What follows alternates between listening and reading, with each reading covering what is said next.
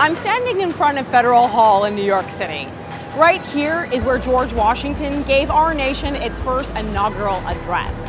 A stone's throw from this spot is the New York Stock Exchange, the largest stock market in the world.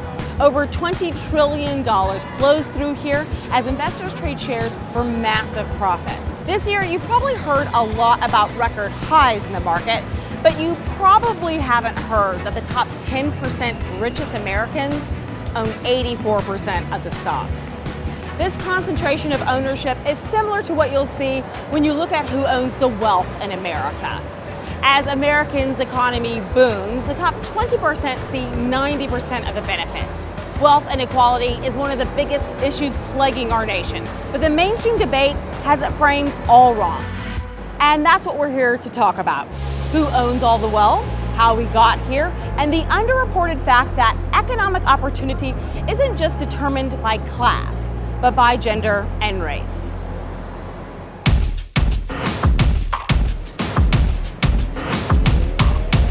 The top 1% owns about 40% of America's wealth, with the next 19% owning more than 50%. And the remaining 80% of Americans, well, they own just 7% of America's wealth.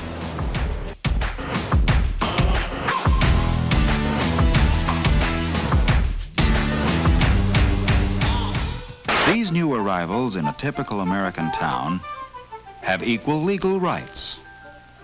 In class, they are not equal at all. Each has a social status handed on to him by his family, ascribed to him at birth. In 1950, the average CEO made 20 times that of their employees. Today, they make 361 times more than their employees. Do they work 361 times harder than the people that power their companies? No. What do you think about it? I think everyone should pay their share. Do you think the people at the top are paying their fair share? No, I do not. Why do you think it works that way, though? Why? Yeah. Because there are too many crooked politicians, that's why. Well, you wanted to make her happy, didn't you? They've just benefited from decades of policies that help the wealthy, while the middle class shrinks and the workers' wages remain stagnant. And this is hitting marginalized groups the hardest.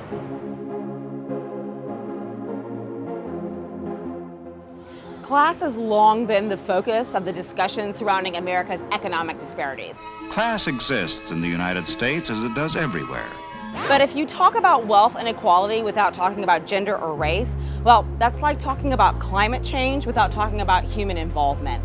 Just take a look at the median household income and net worths of white families versus Black and Hispanic families.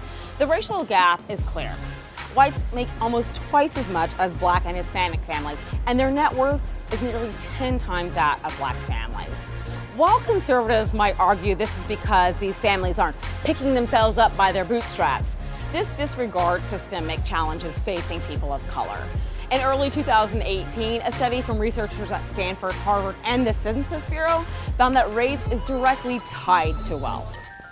Newborn citizens of these United States, free and with rights guaranteed by the Constitution. But let's take a closer look.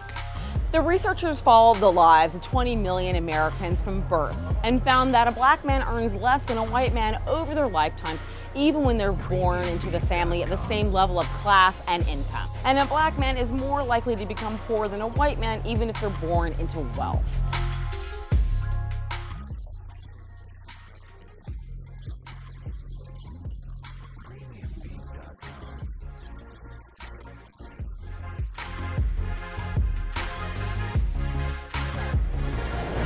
And when it comes to women, the pay gap is stark.